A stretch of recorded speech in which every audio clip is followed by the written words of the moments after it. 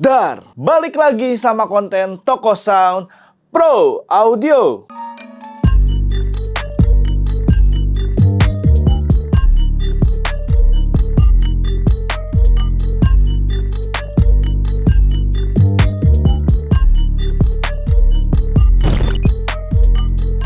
Nah, untuk konten kali ini kalian bisa lihat sendiri di sini ya. Ini adalah alat baru yang kita miliki dan gue juga baru dikasih tahu sama Bang Engineer bahwa kita sudah punya alat ini.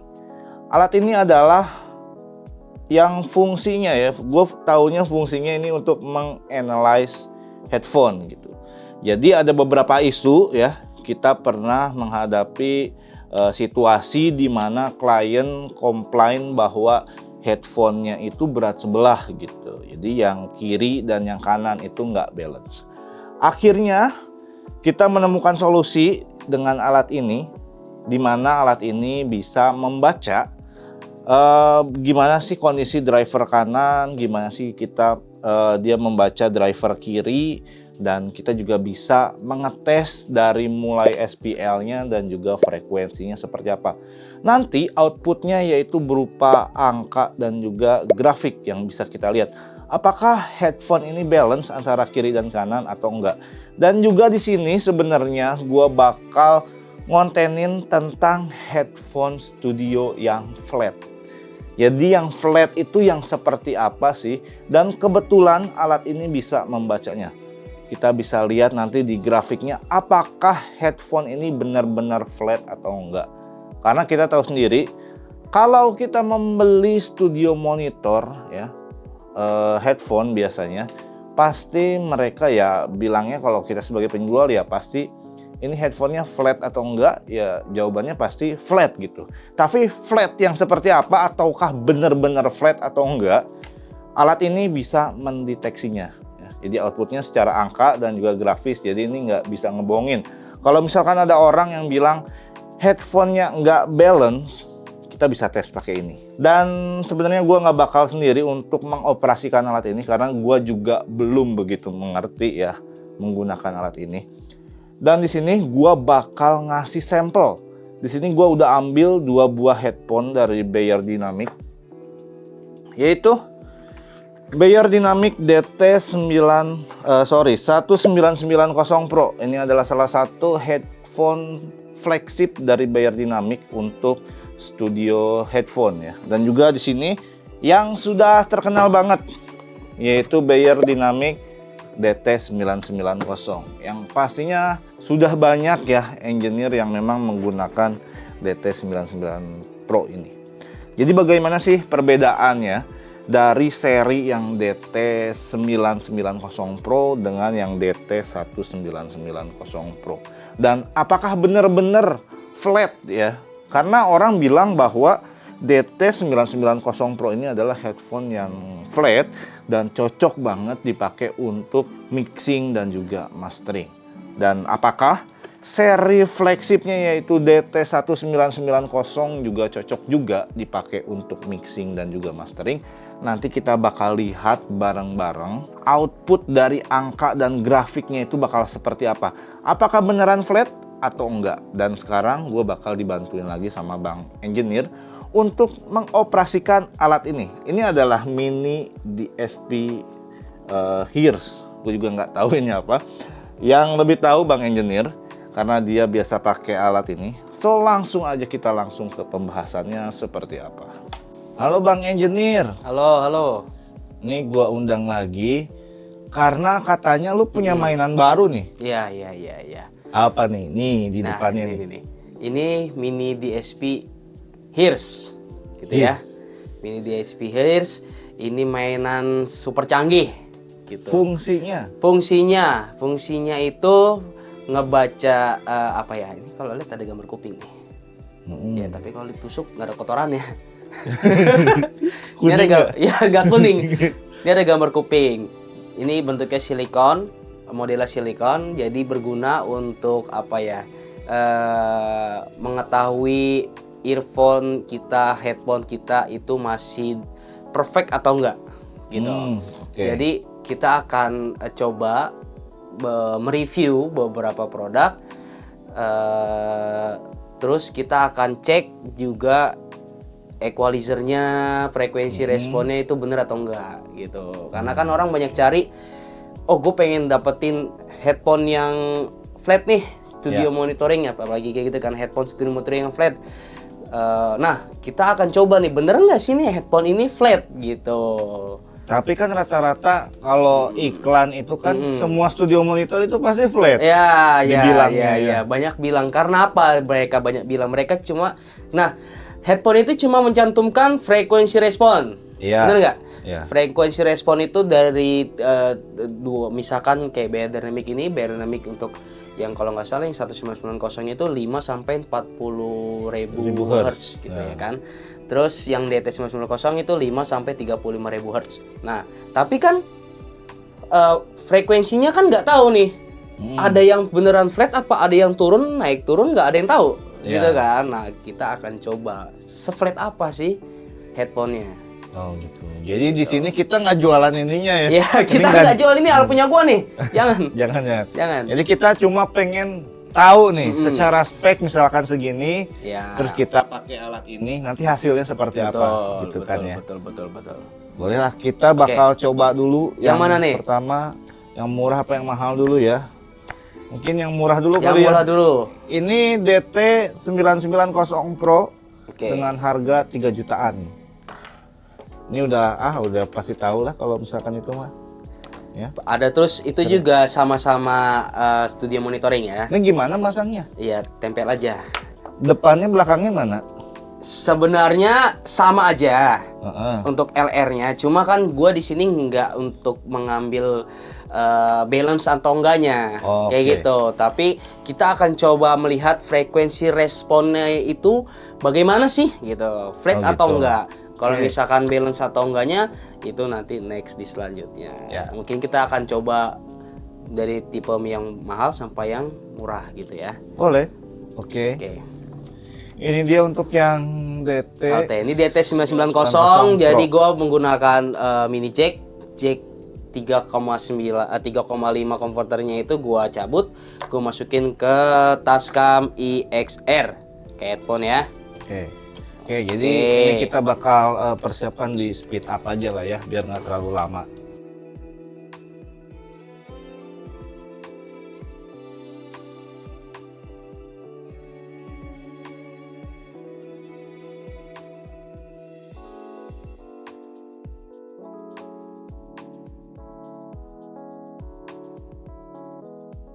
Nah, oke. Jadi terus akan muncul grafik seperti ini. Gitu ya. Muncul grafik seperti ini nih belum tentu namanya itu frekuensi, bukan. Ini namanya dBVS. dBVS itu decibel full scale gitu ya. Jadi cuma sebatas dB doang. Nah, kalau kita mau lihat, ini kita ganti nama dulu sebentar. Ini apa? DT 990 Oke, Pro. 990 Pro. Ya. Oke. Ini adalah tampak dari DT990 Pro. Kita coba lihat, cek SPL-nya. Kita gimana cara gue cek SPL-nya? Kita akan coba generate dulu. Terus Ini kita deketin kali ya, supaya lebih ngezoom ya. ya cobain. Kita coba deketin. Terus kita akan coba SPL meter. Oke, ini kan suara yang ditangkap dari si headphone ini ya. Jadi nggak tipu-tipu nih. Ini gue ketok-ketok nih. Nah, jadi dB-nya kebaca gitu ya. Nah, terus kita akan coba generator. Max-nya dia bener nggak sih ketika si Beyerd 990 itu mengeluarkan statement nominal Itunya SPL-nya. apa SPL-nya itu 96. Ya. Kita akan coba. Sini gua akan coba pakai noise aja. Terus dengan frekuensinya itu ya 32 Hz, 20 Hz. Oke. Kita akan coba.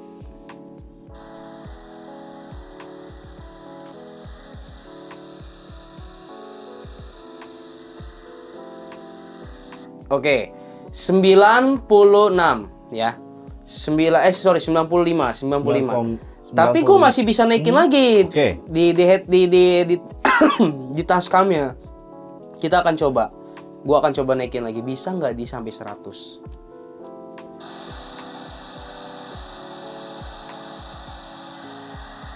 Oke. Dia bisa sampai 100. Tapi ada tapinya. Dia akan memunculkan namanya itu distorsi. Oke. Gitu. Karena ketika sebuah barang mengeluarkan statement dengan minimal SPL sekian-sekian, nah dia itu adalah titik apanya ya, titik amannya lah, iya. gitu. Di luar itu dia akan mencapai peak, distorsi dan segala macam, gitu ya. Dan akan merusak driver dari si headphone tersebut, kayak gitu. Oke. Jadi gua akan balikan lagi dulu keadaannya ke 96. Oke. Nah, ini udah jadi nih. Ya, Ini grafik apa nih? ini grafik SPL ya. Kalau kita lihat nih ada dua grafik SPL, yang satunya itu mic meter call. Itu mic meter call itu jadi si aplikasi ini REW V5.2.13 ini dia punya call, itu namanya kalibrasi, meter kalibrasi sendiri. Jadi untuk membuktikan si headphone itu flat atau enggak.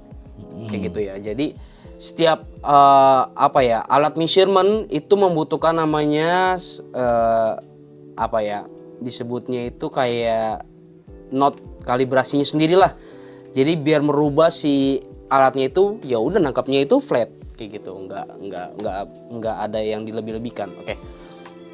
Untuk mic meternya itu, jadi kita bisa lihat di sini ada beberapa yang up sampai 116 di frekuensi 4000 gitu ya, 4 kHz. Terus dan segala macam turun sampai 20.000 Hz. 20 kHz itu turun sampai 89 dB. Jadi untuk frekuensinya itu si kita sebutnya si DT990 itu bukan terlalu tapi nangkepnya yang paling kita sebutnya itu ofensif nangkapnya lah, pokoknya nangkapnya itu di sekitar 4000 Hz gitu. Oke, itu optimalnya. Optimal ya, dia bakal nangkapnya itu di sekitar 4000 Hz nih. Oh nih identik gini lah ciri khasnya si DT990 itu. 4000 Hz-nya, 4 kHz-nya itu dia terlalu nyorong nih kayak gitu. Contoh, ini kan bisa dilihat dia di 4000. Ya, 4 kHz. Oke. Sekarang kita coba pindahkan ke frekuensi. Nah, kalian bisa lihat di sini. Ini nggak ada tipu-tipu ya, ini flat loh. Ini flat loh. Lu bisa lihat deh. Ini frekuensi, coy. Ini berarti artinya memang dari frekuensi ini sampai mana itu tetap stabil ya? Tetap stabil. Ya mungkin turun-turun di 1 kHz atau berapa segala macam. Ini sih kalau gua perhatiin nih dari 96 sampai 100 itu masih naik segala macam sampai 97. Terus masih bisa ditekan dengan stabilan. Sini masih stabil kalau buat gua sih. Coba kita lihat dari 1 sampai 20.000 itu kayak gimana. Nah, ini dari 20 Hz ya. Dari 20 Hz itu masih stabil. Terus sampai mau ke 20.000. Bisa lihat track recordnya.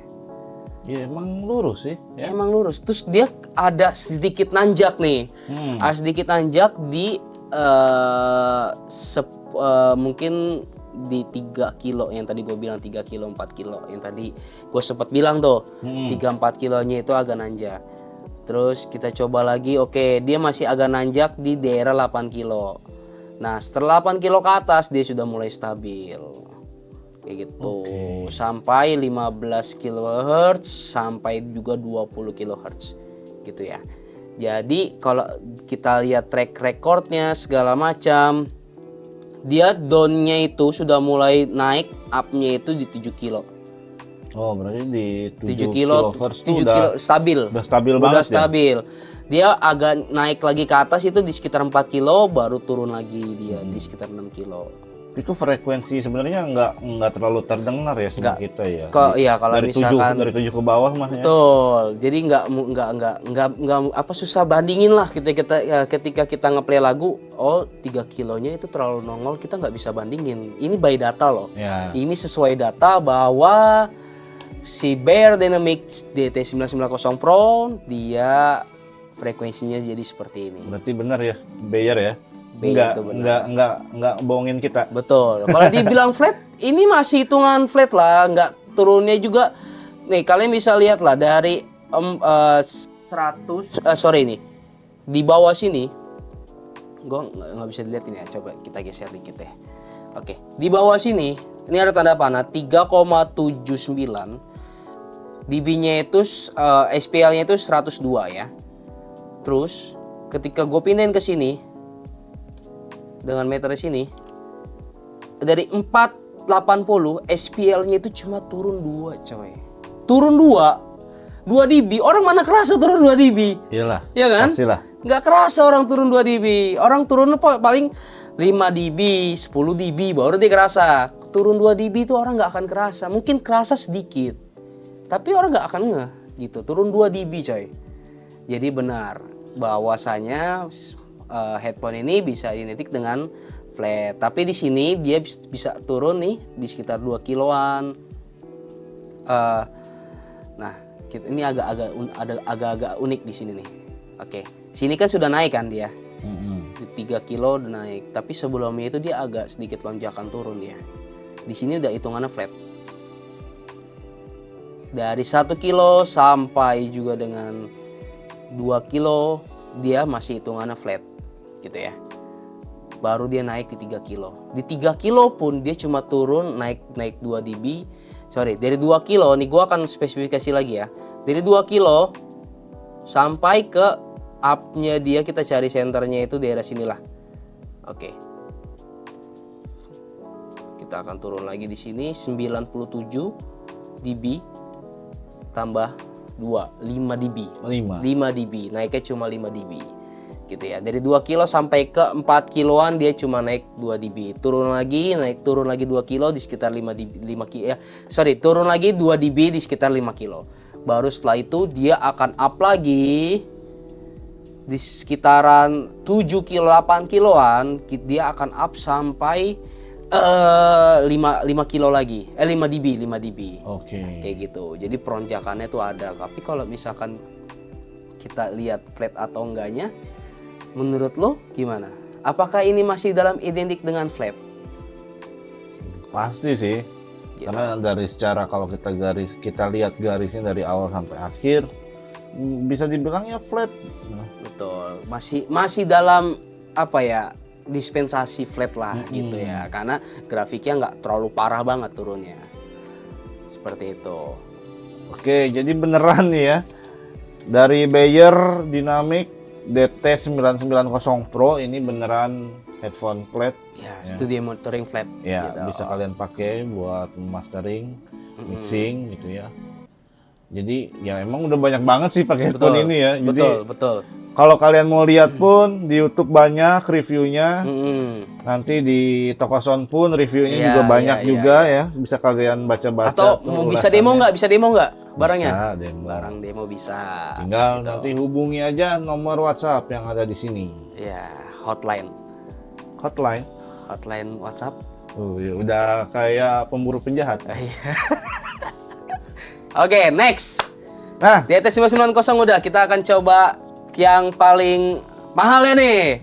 oke, ini salah satu flagship untuk seri DT. Ya.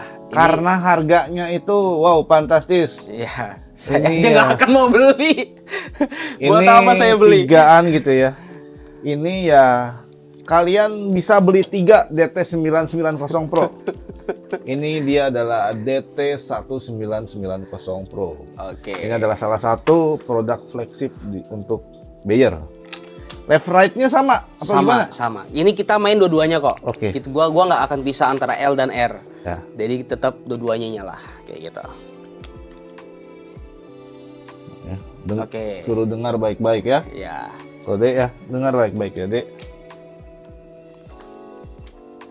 Oke, kita zoom out lagi ya, karena terlalu dekat nih. Oke, ya. Oke. Ini adalah DT 1990 Ya. yang sebelumnya DT 990 Pro. Oke. Nah, dari si DT 1990 ini dia pakai driver Tesla kalau nggak salah ya. Ya, Makanya dia pakai kenapa driver Tesla. makanya kenapa dia bisa mahal karena Teslanya. Nah, gue sih nggak tahu nih bedakan Teslanya kayak gimana atau segala macam, kita akan coba buktikan by data. Oke. Gitu. Semua by data. Ya, Real punya atau angka enggak? lah ya. Gitu. Gue juga bingung nih, apa yang bikin spesial dengan DT ini? Dia drivernya by Tesla soalnya. Dia ngebohongin kita nggak ya? Iya, Tesla ngebohongin kita atau enggak nih? Oke. Kita coba. Terus dia terus untuk frekuensi responnya itu 20 sampai 40. 5 dari 5. Oh, dari 5 ya? Ya. Oh, dari 5 ya? 5. Wah, ternyata gua salah start frekuensinya di sini. Tapi nggak apa-apa. 5 frekuensi lo nggak akan bisa dengar, coy. 5 Frekuensi 5 nggak akan bisa dengar. 40.000. Nggak usah. 16.000 kilohertz saja manusia udah nggak bisa dengar. Oke. Udah ngawang-ngawang, 20.000 aja udah cukup. Gitu ya. Oke, kita akan coba cek levelnya dulu. Oh, ini beda nangkepnya nih. Ini beda. Gimana Kenapa nih gue bilang beda? Tadi volume ini nangkep dia itu 96, coy. Ya.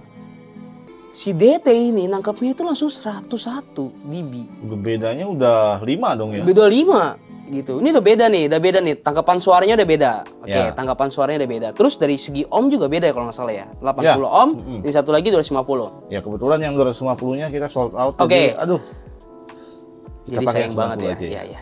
Tahu, tapi untuk nominal si SPL dari si DT 1990 itu berapa tuh? SPL-nya itu dia ada di angka. Oke, kita lihat dulu ya. SPL-nya itu 102. 102. Oke, kita akan coba tekan dikit. 102. Itu aja sudah mendekati tuh 101 ya. Oke, ini udah 102 nih ya. Ya. Level oke, minus dB fs nggak apa-apa. Kita akan coba start ya. Jadi silakan menunggu. Kita akan coba dari tut kayak gitu. Ini dia ya. Kalau kalian mau dengar suaranya, tapi Oke. dimohon buat volumenya turunin. Sakit telinganya ya.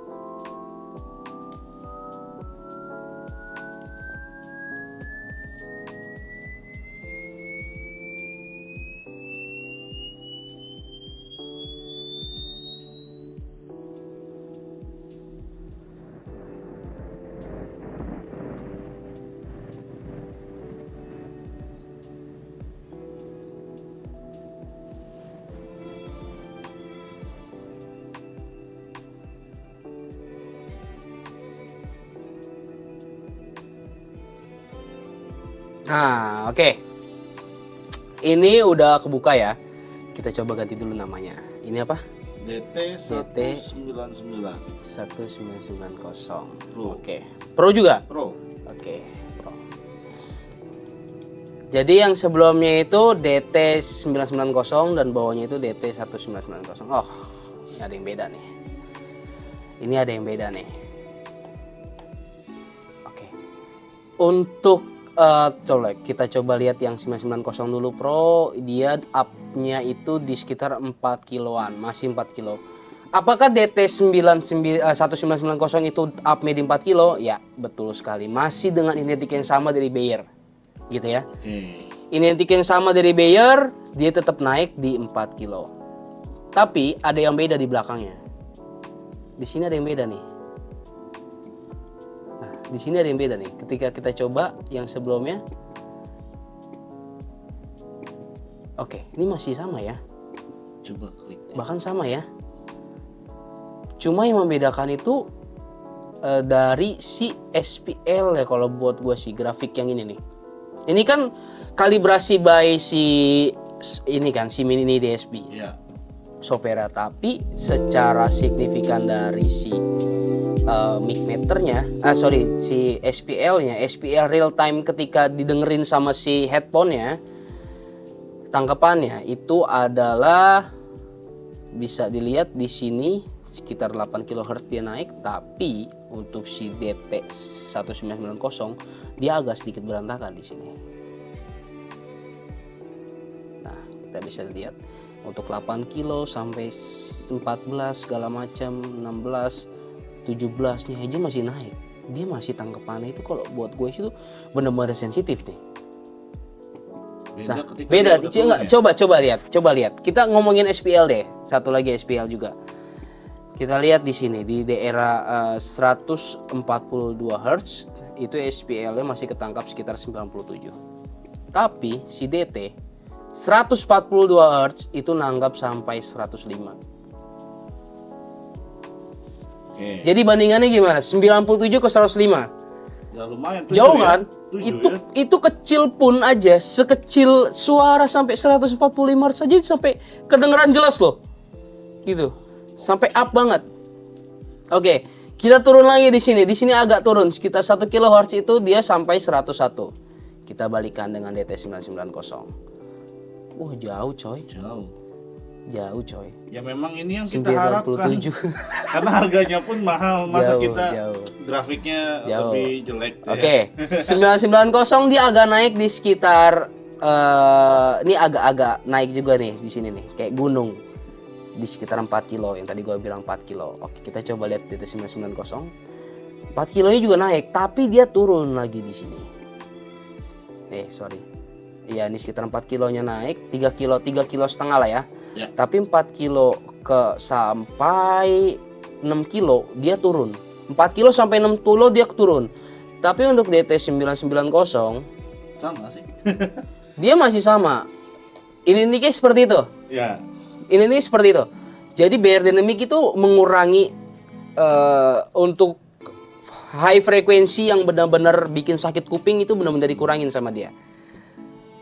Oke, untuk DT990 di sini untuk high-nya itu dia nggak terlalu, mungkin agak bisa dibilang stabil, naik turun, nggak flat tapi stabil.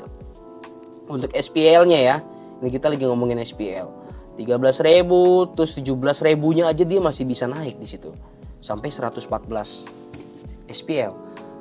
Dan si DT990 untuk di era 17.000-nya itu dia dari 11.000 sampai ke bawah itu udah turun SPL-nya.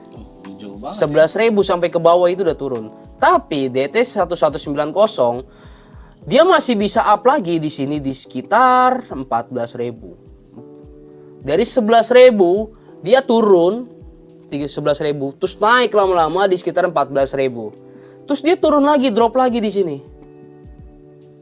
Dropnya sedikit. Terus dia naik lagi, nge-up lagi sampai 17.000. Gitu. Jadi 17.000-nya aja suaranya masih kedengeran tuh. Masih di atas angin tuh. Oke, untuk SPL-nya dan segala macam justru jauh untuk DT990 dan juga 1990. Kita akan buktikan secara real time analyzer. Wah. Oke. Lihat. Ini gambar real time analyzer dari si DT1990. Jadi kalian bisa lihat untuk tampilan frekuensinya ya. Oke, kita lihat dari baris ini dari baris ini ke baris ini aja. Karena setara dia kalau nggak salah 100 sampai 120-nya itu agak udah stabil ya. Sudah dibilang stabil. Oke. Nah, rata-rata segitu tuh. 120 sampai 100 itu stabil. Tapi kalau bisa dilihat di sini di daerah, gua akan coba kurangin dikit. Kita akan mundurin 1 sampai 200 Hz. 1 sampai 200 Hz-nya dia itu masih dibilang stabil. Kita akan coba 10 sampai 1 kilo ya. Kita akan lihat analyzer-nya nih. Dia sudah mulai turun di sini nih. 800 Hz. Oke, dia sudah mulai turun. Tapi turunnya dikit. Dari 100 sampai 100. 101 sampai 100 doang, turun 1 dB. Turun 1 dB. Ya. Terus kita akan coba lihat lagi ke 1 kilo. 1 kilo masih stabil. Dia mulai up lagi di sini. Dari 1,2 itu dia sudah mulai naik 103. Terus naik, oke. Nah, di sini dia mulai up lagi di sekitar 3,5. Dia up jauh nih. 104 dari 103 ya, dari 103 dia naik sampai 108. Oh, 5 ya. Naik 5. Terus dia turun lagi di sini, ngedrop lagi frekuensinya. Yang tadi gue bilang SPL, Bear Dynamic itu identik dia nggak memanjakan high, tapi justru dia mengurangi. Kenapa? Tapi nguranginnya nggak parah. Dia cuma ngurangin sekitar 5 dB. Dikit-dikit. Dikit. Gitu ya. Kalau misalkan dikuranginnya terlalu banyak, high-nya hilang gak enak juga pendengar gitu kan. Dia akan mengurangi beberapa frekuensi yang terlalu menyerang di kuping. Oke. Gitu. Frekuensi yang terlalu menyerang di kuping itu 6 kHz, 4 kHz, 3 kHz, daerah situ bawahnya. Itu udah paling nyerang, udah paling gak enak tuh frekuensinya. Oke. Di sini sudah mulai turun lagi di sekitar 4 kilo. Naiknya tadi di sini di sekitaran 3 kilo dia naik, tapi turun lagi di sekitar 4 kilo, bahkan sampai 6 kilo. Nah, dia baru nge-up lagi. Ini frekuensi high paling enak buat gua adalah dari sekitar 7.000 sampai 10.000, 12.000, 13.000 tuh high paling enak. Nah, dia nge-up lagi di sini. Naiknya jauh lagi. 118. Tadi bayangin dari 100, ini turun nih. 101 kan? 5 kHz. Turun lagi 106. 103. Itu bisa dibilang 103 sampai 118 dia naik. 117-an lah. Tinggi juga kan? Naiknya kan? Terus dia mulai turun lagi di sekitaran 9 kHz. Sudah mulai stabil. Terus sampai ke belakang dia sudah mulai stabil, terus dia agak lonjakan lagi di sini. Agak tanjakan lagi di sekitar 13.000 Hz. Nah, dia agak drop lagi di sekitar 14.000 Hz, tapi dia nggak up lagi di sekitar 15.000 Hz. Nah, jadi frekuensinya tuh seperti itu. Kalau misalkan dibandingin dengan DT990, oke, kita coba ya. Ini DT990 nih. Ya. Ini RTA-nya ya. Ini DT990 dan ini DT1990.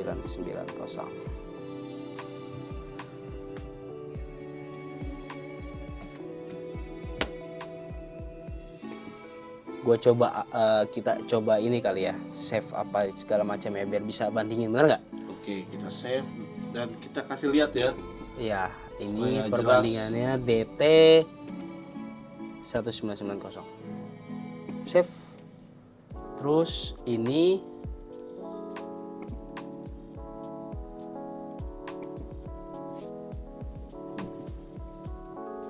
DT 990. Oke. Terus kita coba lihat.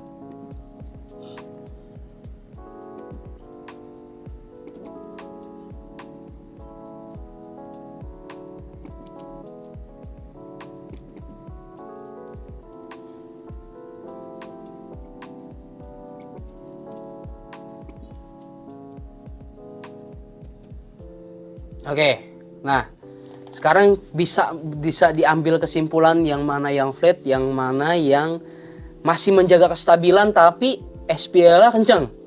Ya, Gitu. benar.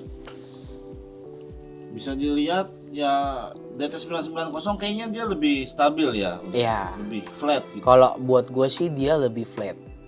Justru dia lebih flat tapi SPL kurang coy. Gitu. Apalagi kalau lu buat namanya studio monitoring. Jadi untuk headphone yang open, dia kalau kadang orang butuh suara yang kencang. Kenapa butuh suara kencang? Karena buat ngukur peak gitu kan. Untuk ngukur peak ketika main di SPL sekian pecah atau enggak nih gitu. Kadang ada headphone yang nggak sanggup sampai main di SPL, contoh main di SPL 102 atau 103, banyak headphone nggak sanggup, pecah. Malah headphone yang pecah, suara drivernya pecah. Tapi si DT1990 dia sanggup. Drivernya by Tesla tapi dia sanggup main di SPL tinggi. Iya. Gitu. Jadi kalau buat untuk sekedar studio monitoring, gua sih oke di DT990. Karena kelihatan banget flat dia ya. Betul, kelihatan banget flatnya. Tapi untuk masteringnya gua nggak suka. Kenapa? Masteringnya gue lebih suka DT1990. Karena Ya karena gue butuh SPL coy. nah, itu dia Gitu. jawabannya. Gue butuh SPL yang sekiranya itu Bisa nyampe gitu. iya ngepick atau enggak ketika gue master atau segala macam, gue bisa tahu gitu. Oh gue main di sekian. Kadang ada orang yang mastering sampai merah-merah, dia nggak ngepick. Dia masih bisa nggak ngepick. Kenapa? Karena dia didukung dengan apalagi headphone studio monitoring yang benar-benar sanggup untuk menampung SPL yang tinggi. Ya. Kayak gitu. Tapi kalau untuk mixing, gue suka DT990. Untuk mastering gue suka 1990. Karena banyak banget ya yang DT990 itu untuk mixing tuh wah bener dicari banget lah ya Iya. barang. Betul. Dari segi ohm sebenarnya juga beda. Ya. Yang 180, 1250. Tapi punya keunggulan masing-masing. Iya. Kayak gitu. Dan punya kelemahan masing-masing. Benar nggak? Ya. Berarti kalian kalau mau nyari SPL nih ya, kalian nyari SPL untuk mastering ya. Ini kalian bisa punya pilihan salah satu produk apa bisa dibilang high end ya dari Berinamic. Iya. Ini adalah DT1990. Betul. Nah, tapi untuk kalian yang memang untuk mixing aja cukup banget sih ini untuk yang DT990. Ya, mungkin mau dipakai buat mastering juga bisa aja sebenarnya. Bisa aja sebenarnya. SPL masih sanggup lah, dia sampai 100 tadi kan kita cek. Iya. 101 kan masih bisa sanggup ya. Cuma untuk ada hal-hal seperti hal-hal job yang profesional yang mengharuskan ada batasan harus berapa dB sampai nggak ngepick. Iya. Yang headroomnya memang yang lebih luas. Betul. DT1990 Pro Recommended banget ya. ini recommended banget. Walaupun harganya 10 juta, ini memang kualitasnya pun udah kelihatan dari data. Betul. Terus support dari Tesla juga. Iya. Gitu. Oke. Oke, jadi kayak gitu. Ya jadi kayak gitu kesimpulannya. Mungkin nanti suatu saat kita akan coba beberapa brand kali ya. Mungkin gini kali ya. Kita ada headphone untuk musik ya. Iya. Kita bakal lihat. Iya. Kalau Headphone musik gaming. itu seperti apa nih? Betul. Grafiknya seperti Jadi mungkin gue sih penasaran gini, kita akan suatu saat kita akan coba dari headphone musik, game maupun mixing mastering. Iya. Kayak gitu. Dari masing-masing headphone itu seperti apa sih frekuensinya, karakternya itu gimana sih? Iya. Kayak gitu. Kita udah tahu nih yang untuk mixing mastering seperti ini grafiknya. Betul. Oke, kayak gitu aja Oke. nih. Aduh, Ya. ini mainan yang memang nanti kita mungkin bisa lanjut ya. Betul. Ini lama nih lanjutan nih. Lama nih masih Iya. banyak pembahasannya. Terus ada yang bilang butuh IM monitor flat. Nah, ini bisa nggak sih? Oh bisa dong. Ini lihat loh. In ear bisa, in ear. Lihat. Oke. Tuh, ada lubangnya coy. Nah, Ini buat in ear ya. Betul. Ini buat ear gitu. Jadi butuh monitoring earphone monitoring yang flat kayak punya Shure ataupun punyanya Sennheiser. Ya. Nah, itu bisa masuk sini atau direm gitu kan. Oh iya. Ya kan? Direm. Hore ya. Agak ore monitor. Oh, ini yang katanya monitor earphone monitor flat buat manggung. Ini flat Ya. juga bener nggak? Nah, ini dia. Si kuping ini juga bisa gitu ya. Fungsinya banyak. Oke, jadi gitu aja kita untuk ke sesi kali ini ya. Mungkin nanti di sesi selanjutnya kita bakal coba Iya, lagi headphone dengan jenis yang lainnya Betul. bareng Bang Engineer ya. Jadi kalau kalian ada masukan, saran, kritik bisa langsung tulis aja di kolom komentar. Iya. Tidak perlu hubungi kita. Mungkin pengen request yang lain bisa. Boleh gitu ya. request konten apa? Atau Bang boleh dong tembak itu just speaker monitor Speaker monitor. gitu, atau boleh dong RTA-in speaker studio kayak gitu yang 5 inch bisa. For your info nih. Nih ya, untuk studio monitor itu iklannya pasti semua dibilang flat. Ya. Tapi kita nggak tahu flatnya itu flat yang kayak gimana gitu ya. Kita nggak tahu. Ya, kebanyakan orang nipu sih, kurang ajar emang. Pasti semua dibilang flat. Bilang Studio monitor flat, semua tapi flat. nggak tahu nih real apa enggak nih flatnya. Kita akan buktikan nanti lah, Ya, pokoknya. oke, nanti di sesi selanjutnya, di konten selanjutnya. Betul. Jadi ya jangan lupa langsung aja penutupan kali ya. Jangan lupa untuk like video ini, subscribe jika belum subscribe, dan kalau misalkan kalian ada saran, kritik dan juga masukan kalian bisa tulis di kolom komentar. Jadi nantikan konten-konten Toko Sound selanjutnya. Iya. Thank you. Sama-sama.